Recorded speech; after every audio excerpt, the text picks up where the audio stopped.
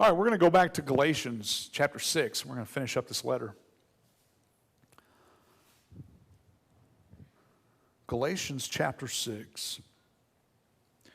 Paul finishes this letter with the idea of looking out for one another. He spends, the Apostle Paul specifically spends so much time, when you think about what Jesus gave us as the greatest command is to love God and then to love your neighbor as yourself. And so you see in the gospel story of Jesus, you see Jesus revealing God and showing us what it looks like to love God, and then always including other people and serving and healing and feeding and taking care and showing what it looks like to love and serve other people. And then Paul would match this idea in his letters to the church, and he would paint a picture of God to remind us this is the one that we are to love and to serve. But then he would always give us this practical application of this is what it looks like in your everyday life. And so you can imagine in some of his letters to the churches, he says, hey, here's what church leadership looks like, and here's what you need to be looking for when you're running your worship service. And in some, he says, and here's what your home should look like. That if you are living for Jesus, that this is what this is how your family should act. This is how you should treat each other. And so this is what your home life should look like. And so it shouldn't surprise us any that Galatians, he would end in the same way, because he has given us so much theology here and so much hope and trust in the grace of God that he gives us this last chapter. In this last chapter, he's going to kind of just lay it out for them and say, hey, this is how you can live out the things I've been telling you about, and this is how this affects your everyday life. So before we get into Galatians chapter 6, I'd like to ask you a question. How do you reconcile your obligation to help other people? What is your process, if you will? A situation comes to you in which someone needs help. What's your process? How do you reconcile of, yes, this is a must, I have to? Yeah, this is not for me. Or maybe I'll get on board, maybe I'll bring some others on board. How do you do that?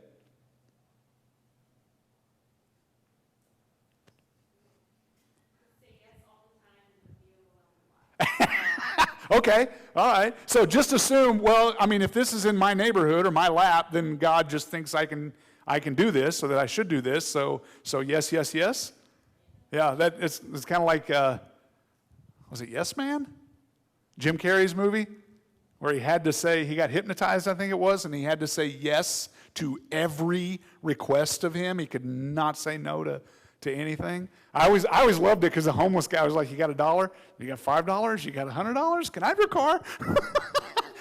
I love that. I love that progression, because I think that's kind of sometimes we find ourselves in that situation where please don't ask, please don't ask, please don't ask, because I know I'm going to have to do it. All right. So what else? What do you go through? What do you go through? Because I'm just kind of how do you decide, or how do you feel about that? Yeah, Lisa. Okay. And then I get overwhelmed, and I'm like, who would be a good helper for this? Okay. Help them. And I'm like, hey, so I guess that's where the social worker in me comes out, connecting resources. All right. And so I get overwhelmed, and I was like, you don't have to do it all, sweetheart. And then I use the family to help. Good. That's good. That's good. So this must be something that I should take responsibility for, but I absolutely need to plug other people in to this service as well. I like that. Anybody else?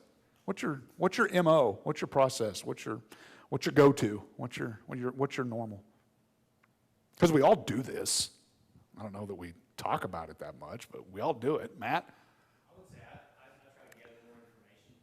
Okay. Kind of see, what exactly is How involved is this? what am I about to get myself into? Uh-huh. All right, you're asking for breakfast. Am I the chicken, or am I the pig? All right. So Matt's like, yeah, I kind of go for the fact-finding mission. What's the real need here, and am I going to be able to do this as it needs to be done? What else?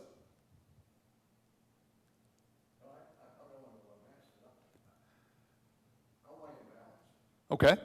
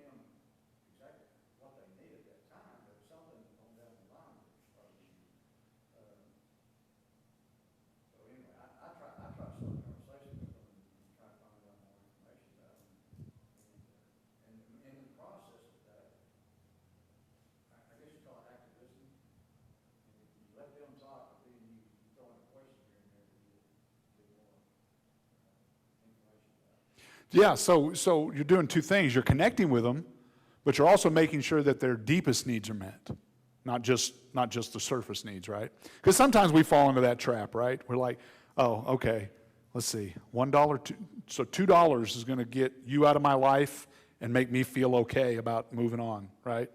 So sometimes we get caught in that trap, and we do. We weigh it, don't we? We're like, do I have the time? Do I have the resources to take care of this? Which that's always an interesting thing, because if we were honest with ourselves, what do you think Jesus would tell us if we asked him, do I have the time or the resource to help this person? Yeah, I think it would always be a yes, you do. Yes, you do. So, all right, well, I just wanted us to think about this, because Paul gets into this idea of helping each other and serving. And so let's read these first 10 verses here in Galatians chapter 6. Brothers and sisters, if anyone is caught in any transgression, you who are spiritual should restore him in a spirit of gentleness. Keep watch on yourself, lest you too be tempted. Bear one another's burdens, and so fulfill the law of Christ. For if anyone thinks he is something when he is nothing, he deceives himself. But let each one test his own work, and then his reason to boast will be in himself alone and not in his neighbor. For each will have to bear his own load. Let the one who is taught the word share all good things with the one who teaches. Do not be deceived. God is not mocked. For whatever one sows, that will he also reap. For the one who sows to his own flesh will from the flesh reap corruption, but the one who sows to the Spirit will from the Spirit reap eternal life. And let us not grow weary of doing good, for in due season we will reap if we do not give up. So then, as we have opportunity, let us do good to everyone, and especially to those who are of the household of faith. Okay, so in this section here, Paul's going to break it up into three little pieces. And verses 1 through 5, this is about bearing. This is about bearing, to help carry someone's load, their pack, what is on them, what is outside of themselves, but that is drawing or adding weight to their life. And so Paul calls them to this idea, and he says, look, and he starts with a transgression. He says, if someone is caught in a transgression, someone has gotten themselves into sin, someone is doing something they shouldn't be, who does he call to help them? You who are spiritual. All right, show of hands. Who's spiritual in here? Yeah, if I don't see your hands, you're doing something wrong. You who are spiritual, right? He says, if someone is caught in something that they're not supposed to be in, you who are spiritual, you who are filled with the Spirit of Jesus, you have a responsibility for helping them. We have a responsibility for helping each other out. And again, what is the spirit of how we do this, or the heart of how does he say to do this? Gently, right? Yeah, so if we are Spirit-filled, a couple things happen. Well, number one, if we are spiritual, we're going to recognize when someone's life is not in line with Jesus, right? Because if we are walking and living our lives in such a way that we're not all going to be exact copies, but big picture, we're trying to go in the same direction. I'm following Jesus, you're following Jesus, and yes, Jesus brings us to different situations. Jesus brings us to different opportunities. Jesus has gifted us differently, but our purpose and our goal is all the same destination. And so if we're walking the same way and we see someone that's got just kind of, whoa, hey, I recognize that as off track. I recognize that as not Jesus. I'm looking at Jesus, and I'm seeing you, I'm not seeing Jesus. So if that's your situation, then with gentleness, you help them. You help them. Now, anyone ever been in a situation where let's see, what word do we want to use? Has anyone ever tried to gently restore in a spiritual manner and it did not go well? Why is that? Or why do you think that was? I mean, you're doing your part, right? You recognized it? Oh, okay. All right. So, all right. So maybe, the situation was calling for a pillow, and you brought a hammer, right? Yeah.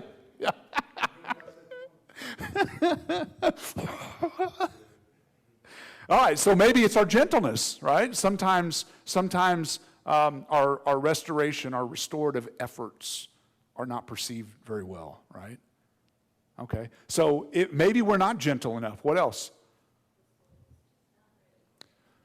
Okay, the soil is just not ready for it. That because sometimes we see people and they're like, yeah, I know the direction where Jesus is going, and I know that I'm over here, but today I'm okay with over here.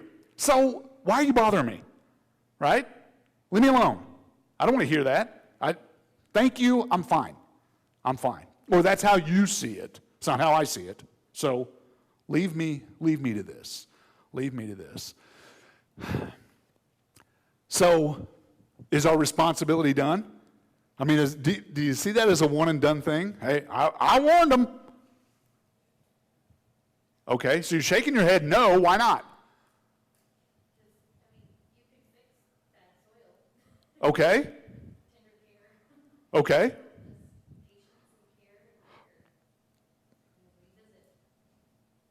So maybe what you're saying is a person that's gotten off track may need more than just a one-time warning. There may need some love and some TLC. And again, your soil analogy, that if you ever planted anything and if you ever sown anything and expected to reap, right? You understand that sometimes, this may take a few seasons. This may take some extra water. This may take some nutrients. This may take some extra help. So I like that. They may want to see that we're really real. Because nobody likes to be corrected. And we get defensive very quickly. And when we're pointing theirs, they're nice. They want to throw the baby out with the water. I'm not talking about it. But they want to know if we're doing platitudes or not. Or if we're really there to help them correct what's wrong. Okay. So are you just being judgmental to me just because you think you can? That you can look down on me at this moment? Or are you really trying to come over to where I am, put your arm around me, and walk with me? Right? Yeah, I think that's, our motivation. our motivation and our relationships and our love for each other goes a long way in, I care enough about you, not that I'm going to stand, and that's probably from, isn't that from location? I mean, when you think about it, if someone's gotten out of the way, or they're going the wrong direction, isn't it more effective if I actually come over here and help them back?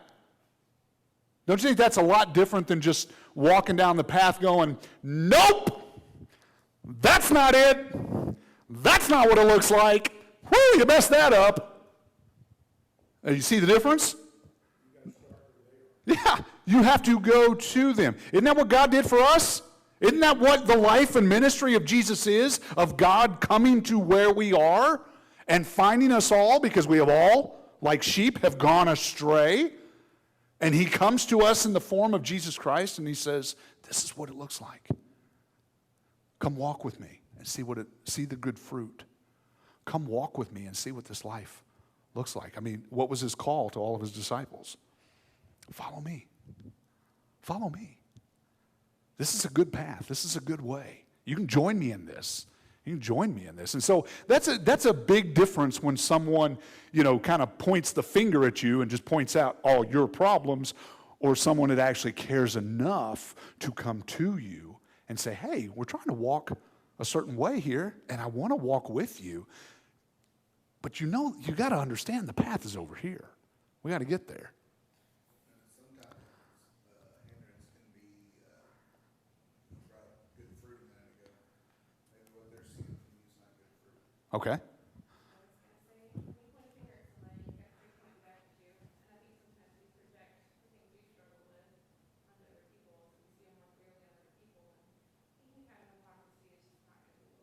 Right. And let's say a couple years ago, you were chatting with a friend about a TV show you were in your business watching, but you were both enjoying it and chatting about it.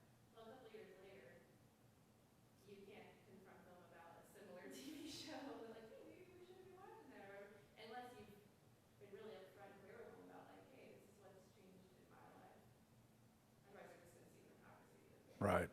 Yeah, and when we're that one that's over there and having something in our lives pointed out, all we want to do is, what's the word? We want to, yeah, I drew a blank on the word. We want to ruin the credibility of the messenger, don't we? That's all we want to do.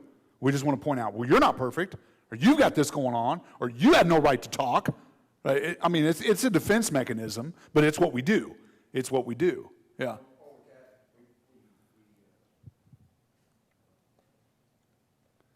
I'm contagious, I'm sorry. Like you're saying, we want to put the blame on someone else. Yeah. We try to bounce it and reflect it. Absolutely. Absolutely. Just looking up that word that we have there is restore. And just kind of hearing the different we talk about it, I catch different contexts of what restore means. So because restore, it doesn't mean point the finger, it doesn't mean just call out, you're doing this wrong. It means also to strengthen and equip somebody. It's giving them, as we were talking about, giving them the tools we need. It's not just, hey, you're doing that wrong. Most people know when they're doing wrong, especially if you're a Christian. It's like you don't need somebody just, well, I tried to put them, right back on the path. You've got to find the gentleness to just also strengthen them and equip them and find them. Mm-hmm. Not, so I think just even words like that, or English translations don't always have words exactly. Yeah. Well, it just shows the depth of the understanding, because to restore something is to bind up what is broken. And you can't do that from afar, right? I mean, if someone's bleeding over there, you don't throw the Band-Aid box at them. Say, hey, this will help, Or you just take the ACE bandage. I mean, do what? Oh, unwrap it for them? That's right. It's. I mean, when you're in a triage situation, you can't triage from 30 feet, can you? No, you got to be right there. Right there.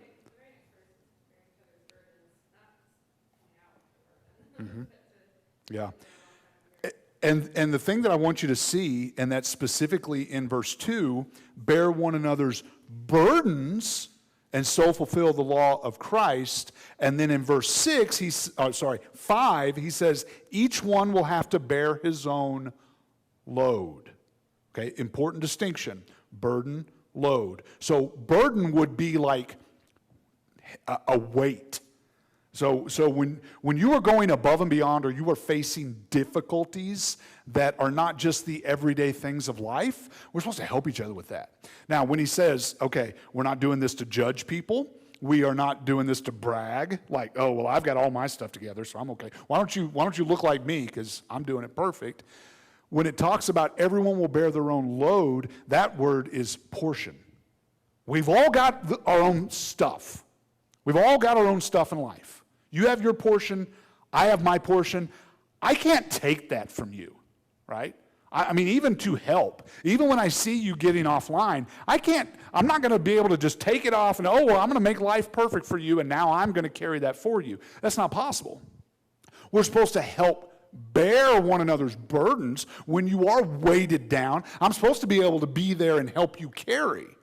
But we're all going to have to carry our own portion, our own load. And so it's a good distinction to see those two different words. Uh-huh.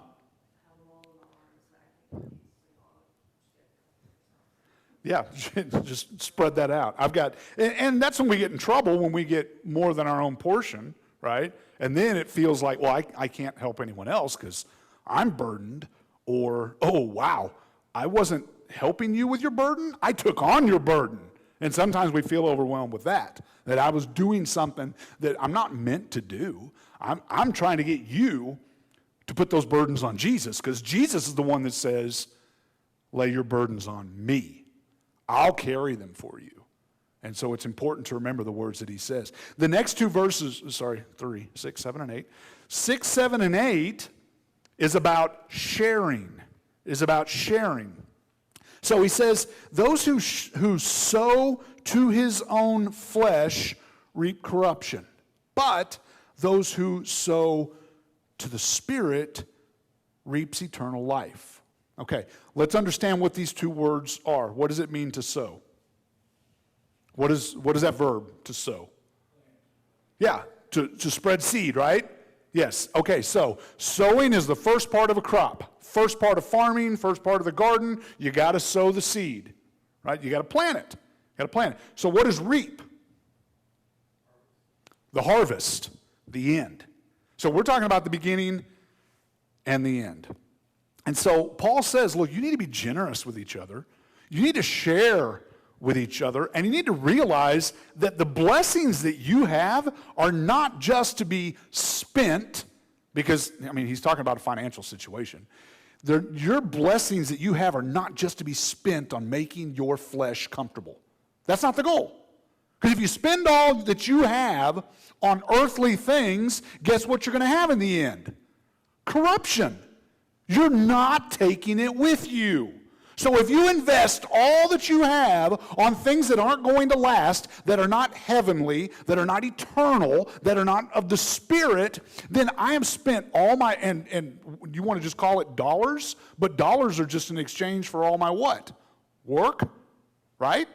So if I work and I get money, and then I just take that money and I just spend all that money on myself and my stuff and my things to make me more comfortable, in the end, all my efforts, all the seeds that I threw out in this life were for earthly things, and none of it goes with me.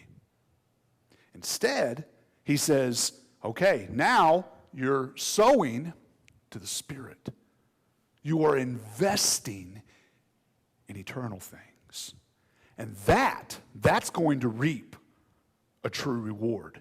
That's going to, and again, this is not I'm not calling everybody to get out their checkbook and just write because God's going to overflow a blessing for you. That's not what this is, okay? That's not what Paul's saying here, but Paul's saying this has a real connection to how we live our lives. If we believe the truth of Jesus, then how we spend and how we share has to be a part of that, right? Because we do, let's be honest, we spend a lot of our lives earning and spending. Do we not? Yeah, I mean, we do. We do. We go to work every day. And at the end of the week or the end of the month, the end of the whatever, we like that paycheck. And as soon as we get that paycheck, we like spending on stuff. I mean, we don't like spending all of it, but you know what I mean. That's just a big part of our life. And so he says we need to be sharing. We need to be investing in eternal things. And then in 9 and 10, Paul talks about doing good. Doing good. And he basically comes out with a warning, and he says, look, don't get tired of doing good. Don't get tired of doing good, right? And we've all been here, haven't we? We've all, I just did that other good thing. I deserve a break. Or is this really going to fall on me again? Lord, is there no one else to take care of this person? You're really gonna have me do this good? Is there no one? Am I the only one out here doing good for others? Because that's what it feels like sometimes. Like maybe this should be someone else's opportunity for doing good. But this is a real temptation for us. This is a real temptation for us to just justify in some way. It's kind of our feeble prayer to God of, I gave at the office. Don't bug me. I've given all I can. we get in that, I already did good today. I don't want to do any more good. I'm tired of it. Let me live my life. Let me just be. And so Paul says, don't get tired. Don't get tired of doing good. He's not, and again, I don't think that it's fair for us to read that and say, okay, so Paul says pace yourself. I think I can handle out one good deed a week. That's all I'm good for. And if I can knock that out on Sunday, then the rest of my week is mine. You think that's what Paul was saying? No, that's not what Paul was saying.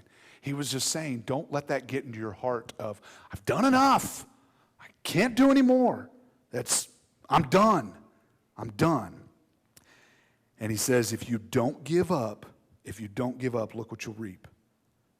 He says, that's in verse 9, for in due season we will reap. In other words, all that sowing that you're doing for eternal things, when the time comes, you're going to gain. You're going to receive. And that's what reap is, if we do not give up. Anybody ever planted something and then just let it go? What happens? Do what? It dies. So like, I was really good. I had this great idea, and I'm decided I want this in my garden. And you get the soil ready, you put the seeds in, you water it for a little while, and then you're like, yeah. Do what? You don't tend it, right? So the weeds take over, and you're like, oh, okay, well, that's our careless garden, all right? So I don't reap anything from it. I don't get anything unless I am diligent. I have to be diligent. So I don't just go out one day, throw some seed on the ground, and then come back 4 months later and go, look, it's amazing. No, it takes care, and it takes effort, and a continual one at that. So he says, do good. Do good. Well, it's 8 o'clock, so we won't cram in this last section. This verses 11 through 18, he ends the letter, and he comes back to the conversation that he's been having with them for a long time, and that is circumcision. And again, he wraps up and gives their final word to this problem that they've been having, because you remember these Judaizers have come in, they're like, oh yeah, that Jesus guy, that's great. But you need to go ahead and get circumcised too. And so Paul's going to give this final warning. We'll look at it next week. We'll save this section for. So here's what we can take from 1 through 10. Bearing with one another, sharing with one another, and doing good for one another. And he says, and I guess we'll just end it with this point. He says in verse 10, as we have opportunity, do good for everybody. Right? So how do you view your opportunities?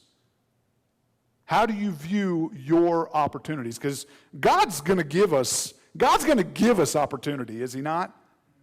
Right. So what do we usually do with this idea of as we have opportunity? Do we catch ourselves doing this? If I don't see the need, then it must not exist. I mean, we kind of put blinders on, don't we?